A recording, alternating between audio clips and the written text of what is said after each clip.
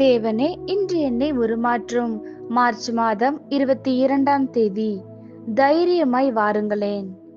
வாழ்க்கையில் சில நேரங்களில் சோதனைகள் வழியாய் செல்லும் போது ஒரு உண்மையான ஆதரவின் தேவை நம்மை நெருக்குகிறது. திக்கற்ற நிலையை பற்றிய எண்ணமே நம்மை பதற செய்கிறது. இந்த சூழ்நிலைகளில் பிசாசு நமக்குள் சுய பரிதாபத்தையும் ஏற்படுத்தி விடுவான்.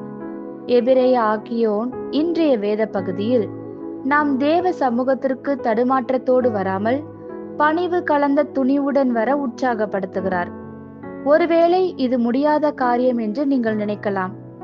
எத்தனை முறை உங்கள் வாழ்க்கையில் கடந்த காலத்தின் பாவம் பற்றிய குற்ற உணர்வு உங்களை வாட்டி விசுவாசத்தை அழித்து அதன் நிமித்தம் நீங்கள் வாயை திறந்து ஜெபிக்க தயங்கியும் வேதத்தை திறந்து வாசிக்க முடியாமலும் இருந்திருக்கிறீர்கள்.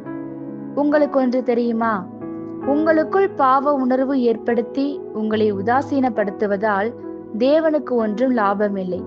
சொல்லப்போனால் நீங்கள் குமாரனின் உணர்வோடு நடக்க ஆரம்பிப்பதில்தான் தேவன் பிரியப்படுகிறார்.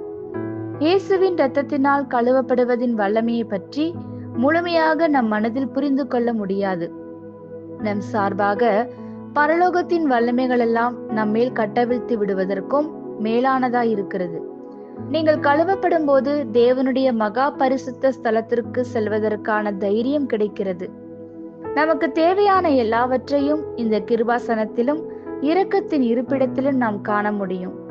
இந்த சிங்காசனத்தருகில் நாம் செல்லும் போதே அண்ட சராசரங்களையும் ஆளுகை செய்யும் ஒரு வல்லமையின் அருகில் நிற்பதை நாம் உணர முடியும்.